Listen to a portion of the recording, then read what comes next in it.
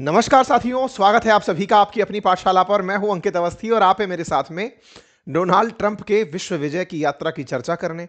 हाल ही में उन्होंने वेनेजुएला पर अमेरिका का अधिकार कर लिया है। अब उसके बाद में उनके रास्ते थोड़े और आगे बढ़ चले हैं। वेनेजुएला की जीत से पूरी दुनिया जो सकते में आई हुई है, जिसे पूरे टाइम ये लग रहा है कि कल को अब नंबर हमारा आ सकता है, कहीं जो मादुरो का हाल है वो उनका ना हो जाए, जो मादुरो के साथ अमेरिका कर रहा है वैसा किसी और देश के साथ ना हो जाए। इसी क्रोनोलॉजी में कल जब हमने आपको सेशन में बताया, ये जानकारी दी थी कि वेनेजुएला पर कब्जा हो गया है, और उसी समय पर एक ट्वीट काफी वायरल हुआ था जिसमें ग्रीनलैंड को अमेरिका का बताया गया था। आपको याद होगा, हमने अपने सेशन में कल के दिन ये जानकारी आपके साथ साझा की थी अंकित इंस्पायर इंडिया पर। बस ये जानकारी ट्विटर पर आई। ट्विटर पर आते ही थोड़ी देर में न्यूज चैनल्स के अंदर आना शुरू हो गई। ट्रंप से जाकर के ही अटलांटिस करके एक मैगजीन है, उसके पत्रकारों ने पूछ लिया कि सर ग्रीनलैंड को लेकर क्या प्लान है। बोले 2 महीने के अंदर अंदर उसका भी कर ही देंगे कुछ ना कुछ। तो 2 महीने के अंदर ग्रीनलैंड भी अब अमेरिका का होगा। वेनेजुएला अमेरिका का हो चुका है, क्योंकि अब अमेरिका अपनी तरफ से वहां सत्ता चला रहा है। ट्रंप के अकॉर्डिंग हम ही हैं, हमारी कंपनियां वहां काम करेंगी। अब वही काम अब ये ग्रीनलैंड में करने निकल रहे हैं। वी नीड ग्रीनलैंड, सीधा सीधा अमेरिका ने अनाउंसमेंट कर दिया है। ग्रीनलैंड इनका नेक्स्ट टारगेट, और ग्रीनलैंड को इन्होंने 2 महीने में प्राप्त कर लेना है। तो ट्रंप जिस ग्रीनलैंड के पीछे पड़े हैं, आज के सेशन में हम चर्चा करेंगे ग्रीनलैंड के बारे में। साथ में ये चर्चा करेंगे कि भैया ग्रीनलैंड तो डेनमार्क का हिस्सा है ना। डेनमार्क जो कि यूरोपियन यूनियन का हिस्सा है, तो क्या यूरोपियन यूनियन अमेरिका के खिलाफ कुछ बोल पाएगी, या फिर पूरी तरह से अपनी इज्जत गिरवी रख के बैठी है, या फिर नाटो होने का कीमत चुकाएगी, क्योंकि नाटो का ही मेंबर है डेनमार्क, और नाटो कंट्री का ही एक हिस्सा अगर अमेरिका दबाकर बैठ गया तो ये कुछ कर पाएगा। ताजा हाव भाव से लग क्या रहा है, ये सारी जानकारी आज आपके साथ साझा की जाएगी। यूरोपियन यूनियन 27 देशों का वो समूह जिसमें डेनमार्क बिल्कुल यहां बैठा हुआ है। देखिए, ये डेनमार्क अपने 3 जगह पर हिस्से रखता है। आज हम उनके बारे में सब जगह चर्चा करेंगे। इनका तर्क केवल इतना है कि आजकल बेरिंग सी में चीन के और रूस के जहाज बहुत देखे जा रहे हैं, इसलिए हमें लगता है कि अमेरिका की हिफाजत के लिए ग्रीनलैंड हमारे पास होना चाहिए। ये काम कहते हुए इन्होंने द एटलांटिक करके एक मैगजीन है, उसको अपना इंटरव्यू दिया और कहा कि रक्षा के लिहाज से ये हमारा हिस्सा होना चाहिए। ट्रंप अब बिंदास हो चुके हैं। ट्रंप को पूरी तरह का डर खत्म हो चुका है। पूरी दुनिया की प्रतिक्रिया वो जान चुके हैं। कोई देश उनके सामने खड़े होने की हिम्मत नहीं कर रहा है। ना चाइना, ना रशिया, किसी के पास कोई प्रतिक्रिया नहीं है। सब अपने अपने स्वार्थ बचाने में लगे हुए हैं। अमेरिका में ट्रंप ने जो स्टैंड ले लिया है, अब उसके सामने शायद ही किसी देश के पास कोई चीज है। यही कारण है कि अपनी ताकत का इस तरह से प्रदर्शन करते हुए ये दिखाई दिए। वो अपने आप में एक लेसन है दुनिया के उन सभी तमाम प्रकार के मूल्यों की बात करने वाले देशों के लिए, जो ये मानते थे कि दुनिया में संप्रभुता नाम की कोई चीज होती है, मेहनत नाम से कोई चीज होती है, सह अस्तित्व जैसा कुछ होता होगा, कोई एग्जिस्टेंस की कोई वैल्यू होती होगी। कोई वैल्यू नहीं है, केवल पावर, पावर डायनेमिक्स और अमेरिका की शक्ति। आप देखिए, Trump gives Denmark 2 months, we will worry about Greenland in 2 months, let's talk about Greenland in 20 days, we need Greenland. ये ट्रंप के ग्रीनलैंड को दिए गए बयान है, और जिस तरह से ये बात कर रहे हैं, ये मजाक बना रहे हैं कि ग्रीनलैंड के हाथ में कुछ नहीं है और डेनमार्क के हाथ में भी कुछ नहीं है। आपको पता है, ये इस तरह से पत्रकारों से बात करते हुए कह रहे हैं कि क्या आपको पता है डेनमार्क ने ग्रीनलैंड की हिफाजत के लिए क्या किया? उसने डेनमार्क ने ग्रीनलैंड की हिफाजत के लिए खर्चा बढ़ा दिया। पता है खर्चे में क्या बढ़ाया?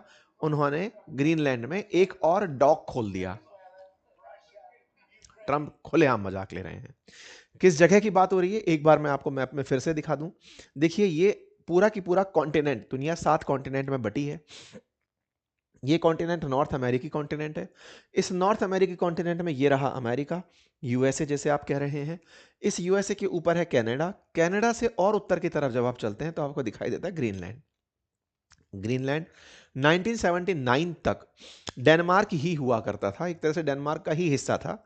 बाद में इन्होंने अपने आप को होम रूल में कन्वर्ट कर लिया कि हम अपना शासन खुद चला लेंगे, लेकिन हाँ, हमारे विदेशी संबंध, हमारी रक्षा, हमारा संचार, ये पूरा डेनमार्क देखेगा। तो कुछ इस तरह से ग्रीनलैंड आज भी डेनमार्क का ही हिस्सा है, और इस जगह को डेनमार्क 100% क्लेम करता है। ऐसे में अमेरिका का कहना है कि ये जो ग्रीनलैंड है, आने वाले समय में ये चाइनीज और रशियंस पहुंच जाएंगे, इसलिए हमें यहां पर पहुंचना होगा, हमें इसे अपना बनाना होगा। अमेरिका की रक्षा के लिए यह जगह जरूरी है।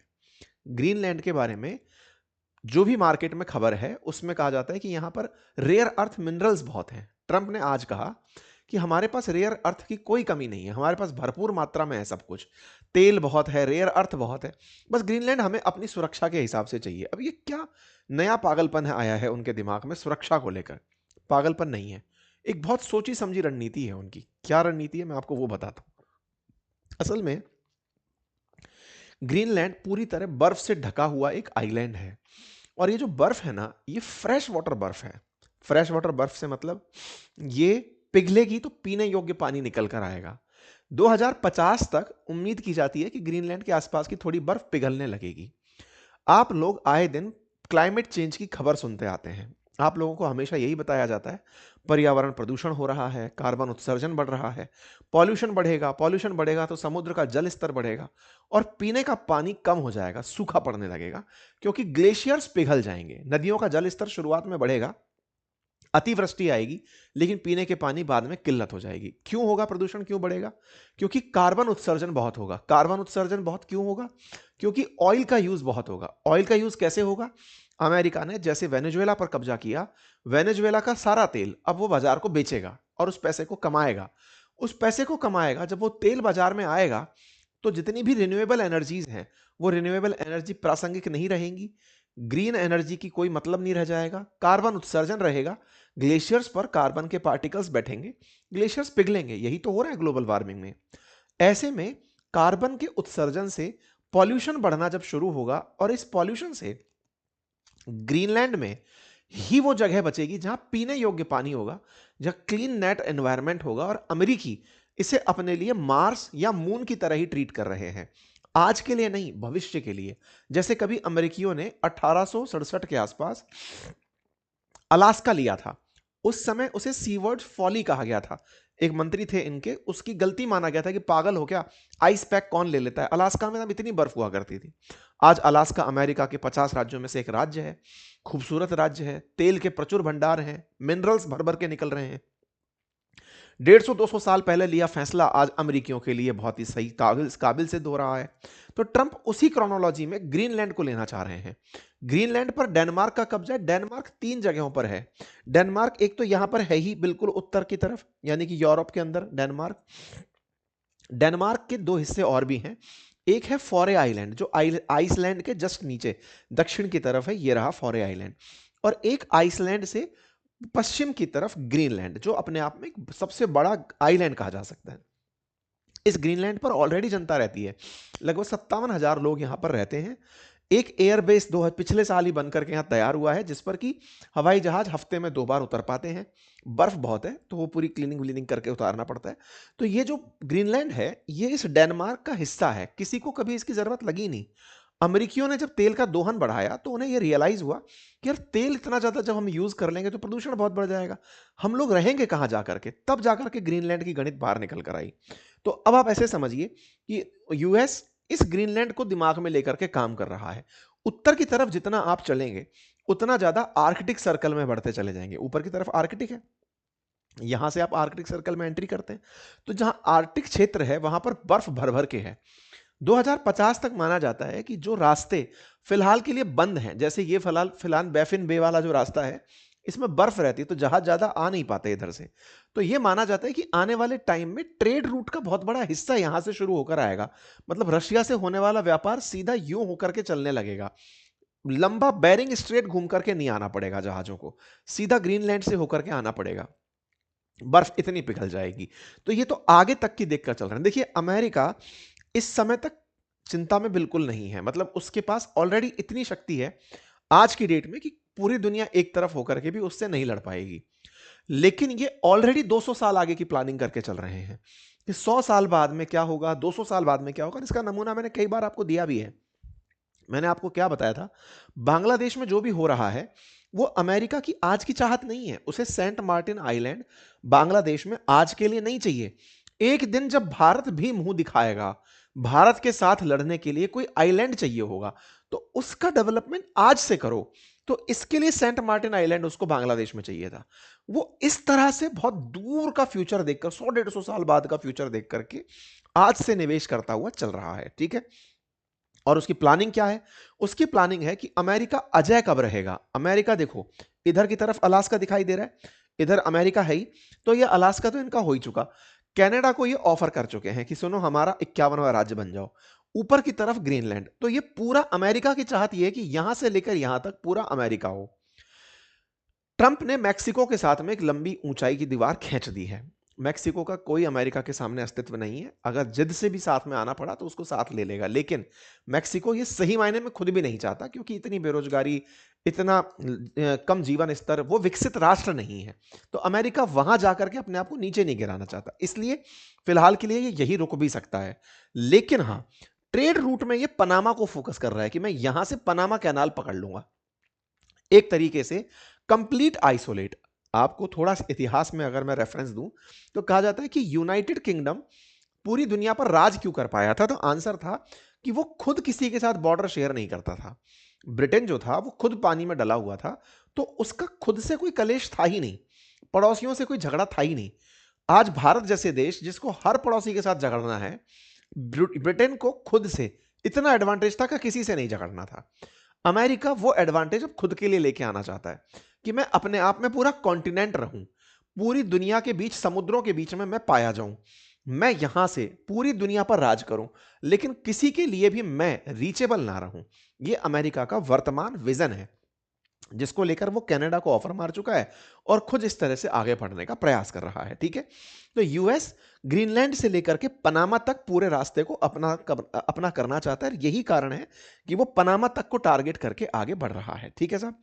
अब हम थोड़ा ग्रीनलैंड के बारे में जान लें। ये न्यू कैपिटल रखता है, 56,836 यानी 57,000 की यहाँ पे पॉपुलेशन है। डेनमार्क के फिलहाल अधीन है और यहाँ पर 80% हिस्सा बर्फ से ढका हुआ है। टूरिज्म के लिए लोग यहाँ पर आज भी जाते हैं, नदर्न लाइट्स को देखने के लिए, अरोराज को देखने के लिए यहाँ जाते हैं। मछली पकड़ना, टूरिज्म, माइनिंग करना, ये लोगों के यहाँ पे प्रमुख कामों में से कुछ काम है, ठीक है। 18th सेंचुरी में 1979 तक जब यहाँ पर होम रूल नहीं हुआ था, तब तक ये पूरी तरह डेनमार्क के अधीन था। 2009 से यहाँ पर सेल्फ गवर्नमेंट चलती है। डेनमार्क के अंडर ही इन्होंने अपनी सुरक्षा, संचार, विदेशी संबंध, ये डेनमार्क को देकर के अपना काम चला रखा है। मैंने स्ट्रेटेजिक पोजीशन और आपको यहाँ की सारी जानकारी दे दी। माना जाता है कि ग्रीनलैंड के अंदर 5 ट्रिलियन से ज्यादा के भंडार हैं, 5 ट्रिलियन से ज्यादा के हिडन भंडार है, हिडन वेल्थ में रेयर अर्थ मिनरल्स। और आने वाले समय में पानी इटसेल्फ, जैसे आज आप तेल के लिए लड़ाई देख रहे हैं, ऐसे साफ पानी के लिए लड़ाइयां होंगी। तो पानी इटसेल्फ ग्रीनलैंड के अंदर एक बहुत बड़ी एसेट बनकर के प्रतीत होता है, ठीक है।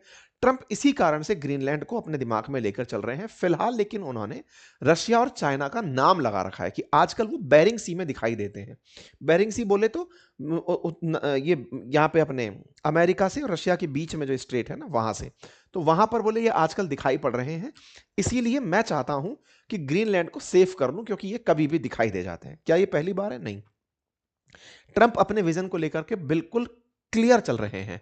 चुनाव के दौरान भी इन्होंने कहा था, चुनाव के जीतते ही इन्होंने कहा था कि हम ग्रीनलैंड को लेंगे। चुनाव के जीतने के बाद अगर आप डेट टू डेट देखते चले जाएं कि हमको ग्रीनलैंड चाहिए, दिसंबर 23 को इन्होंने कहा, दिसंबर 23 2024 को इन्होंने कहा ग्रीनलैंड को पूरी तरह से अपने लिए क्यों जरूरी है ये बताया। 24 दिसंबर को इन्होंने कहा हमें ग्रीनलैंड क्यों चाहिए। इस बात को लेकर इन्होंने डेनमार्क तक को यह कहते हुए धमका दिया कि तुम्हें पूरी तरह से टैरिफ झेलने पड़ सकते हैं। फिर रशिया से पूछा गया कि आप कुछ कहेंगे सर, तो रशिया बोलता है हम इस पर क्लोज मॉनिटर कर रहे हैं। देखिए सबसे बड़ी दिक्कत क्या हुई ना, अमेरिका शक्तिशाली हुआ सो हुआ, लेकिन मुसीबत यह हुई कि यूएसएसआर का पहले पतन होना और रशिया का खुद का यूक्रेन के साथ युद्ध में उलझे रहना। रशिया युद्ध में जब से उलझा हुआ चल रहा है, तब से पावर बैलेंस बिगड़ गया है। पहले ऐसा होता था कि अमेरिका जिसके साथ बुली कर रहा होता था उसको बचाने रशिया चला आता था, दोनों पावर गेम को बना के चलते थे। अभी रिवर्स गेम क्या चला गया, उल्टा क्या हो गया कि अमेरिका किसी को बुली कर रहा है तो रशिया अपने आप को सेफ लेकर चल जाता है कि भाई चलो कोई बात नहीं, अपन तो सेफ है ना। चाइना युद्ध करने की स्थिति में फिलहाल है नहीं, क्योंकि उसे पता है अभी उसकी पूरी इकोनॉमी जो है वो एक्सपोर्ट केंद्रित है, और एक्सपोर्ट में अमेरिका और अमेरिका के साथी जो देश हैं वो उसके निकले हुए प्रोडक्ट्स को बड़ी मात्रा में खरीदते हैं। अगर चाइना किसी भी तरीके से कोई भी स्टैंड लेने की कोशिश करे तो अमेरिका एक बार में ही उसके पूरे मार्केट को क्रैश कर सकता है, क्योंकि खुद इतना बड़ा कंज्यूमर बनकर अमेरिका बैठा है। अमेरिका ने ऐसा क्या कर रखा है? अमेरिका एक्सपोर्ट भी करता है लेकिन वो टेक्नोलॉजी करता है। टेक्नोलॉजी नेसेसिटी है लोगों की। एक बार में वो पूरी दुनिया को पंगु बना सकता है। एक बार में माइक्रोसॉफ्ट को रोक के, एप्पल को रोक के, मेटा को रोक के, गूगल को रोक के, एआई को रोक करके वो पूरी दुनिया पर कंट्रोल स्थापित कर सकता है। इसीलिए, और अब तो स्टारलिंक के थ्रू उन्होंने पूरी इंटरनेट को कंट्रोल करना शुरू कर दिया है। तो अमेरिका इस दुनिया से ऊपर की एक दुनिया बन चुका है कि भाई सुनो, ये दुनिया पर राज करने की जगह है। चाइना इस बात में बार बार बोलता भी आया कि रशिया चाइना के थ्रेट को देकर के आप हमें इस तरह की हरकत मत करो। खैर, इस बीच में इन्होंने वेनेजुएला को ले ही लिया। तेल के भंडार थे, अमेरिका को तेल चाहिए था। उनको साफ पता था कि रशिया हमारे सामने टिक ही इतने दिन तक इसलिए पाया क्योंकि उसके पास तेल है। तो उसके पास तेल है तो हमारे पास भी दुनिया का सबसे ज्यादा तेल होना चाहिए। तो वेनेजुएला को उठाया, मादुरो को उठाया और लेकर के चले गए। ये खबर आप लोगों ने पिछले 2-3 दिन में काफी बार सुन ली है। मादुरो से निकलकर आए ही हैं। इतने में पत्रकार ग्रीनलैंड पर पूछ ले तो कहा हाँ, हमें ग्रीनलैंड चाहिए और हमें चाहिए तो चाहिए। इस बात पर क्या ग्रीनलैंड की कोई प्रतिक्रिया आई ना? ग्रीनलैंड के जो पीएम है वो बोलते हैं कि साहब हम चाहते हैं कि with respect of international laws बातचीत की जाए, बातचीत के रास्ते खुले हैं, लेकिन इनफ इज इनफ। कोई हमारे साथ ऐसे थोड़ी कर सकता है। अबे तुम तो चुप ही रहो। उस मादुरो के साथ इन्होंने जो किया वो तो तुम देख नहीं पाए। इंटरनेशनल लॉज की तो बात ही नहीं कर पा रहा है। डेनमार्क के पीएम खुद निकल कर आते हैं कि साहब इस बात के लिए धमकाना बंद करिए। डेनमार्क के पीएम निकल कर आते हैं लेकिन ट्रंप उनका मजाक बना लेते हैं। वो कहते हैं कि तुम क्या ही कर पाओगे, रहने दो। डेनमार्क के साथ में क्या कोई जुड़ सकता है? भाई चलो, वेनेजुएला के साथ तो कोई नहीं था, लेकिन डेनमार्क के साथ कोई खड़ा हो पाएगा जब ट्रंप ग्रीनलैंड को ले रहे होंगे? तो साफ सबसे बड़ी संभावनाएं जुड़ती हैं यूरोपियन यूनियन से कि 27 देश हैं ये लोग, डेनमार्क समेत, ये सब एक हो जाएंगे। लेकिन ये कोई सैन्य गठबंधन नहीं है, तो ये एक क्यों होंगे? फिर सवाल बनता है कि डेनमार्क के साथ नाटो कंट्रीज खड़े हो जाएंगे। नाटो है क्या? अमेरिका के साथ जुड़े हुए देश। अमेरिका जब खुद ही अपने नाटो अलाई को खा रहा है, ये तो वही वाली बात हो गई कि एक बिच जो है वो अपने बच्चों को खा रही है। तो ऐसे में जब अपने बच्चों को वो खुद ही निगल रहा है, तो फिर तो कोई और बचाने उनको कैसे आएगा? तो ऐसे में अमेरिका डेनमार्क के साथ जो भी करेगा, बाकी लोगों में हिम्मत ही नहीं है ना, वो यूनाइट अमेरिका के खिलाफ कैसे होंगे? नाटो तो सरवाइव ही इसीलिए कर रहा है कि अमेरिका हमें बचाएगा। तो डेनमार्क के हाथ में है कुछ भी नहीं, उसे प्यार से ग्रीनलैंड देना होगा।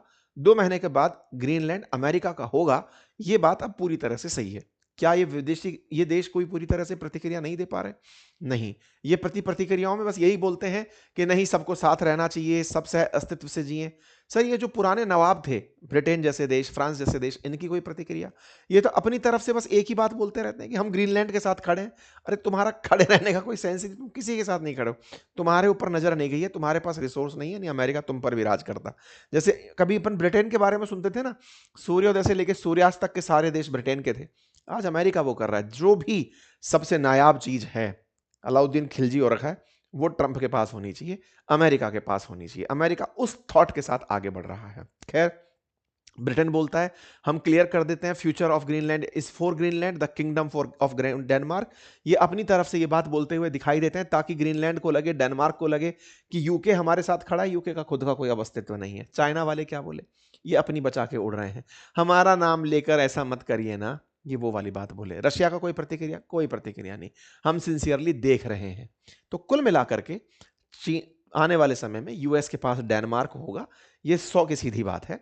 और ये बिल्कुल वैसे ही जैसे अलास्का का भी लिया था इन लोगों ने, ऐसे ही अब ये डेनमार्क को लेते हुए निकलेंगे और खूबसूरत सा देश बनाएंगे, मतलब ग्रीनलैंड को लेंगे। ठीक है साहब। ग्रीनलैंड का कुल जो मतलब है वो फ्रेश वाटर से है, रेयर अर्थ तो केवल एक बहाना है। और अमेरिका अपने आप को भविष्य में ग्रीनलैंड से लेकर पनामा तक देखना चाहता है। यूरोपियन यूनियन और नाटो सदस्य कुछ भी नहीं प्रतिक्रिया दे पाएंगे, ये सब बातचीत में रह जाएंगी। अमेरिका खुद को पूरी तरह सुरक्षित रखना चाहता है दुनिया के उन तमाम देशों के सामने जिनके साथ उसे भविष्य में किसी भी प्रकार की चिंता हो सकती है। बस कुल जमा अर्थ इतना ही है, फिलहाल के लिए इतना ही। बाकी आप लोग इस विषय को कैसे देखते हैं, अपनी राय कमेंट बॉक्स में जरूर दें। चैनल पर नए हैं तो चैनल को सब्सक्राइब कर लें। इस विषय पर अपनी राय कमेंट बॉक्स में रखें। बहुत बहुत धन्यवाद।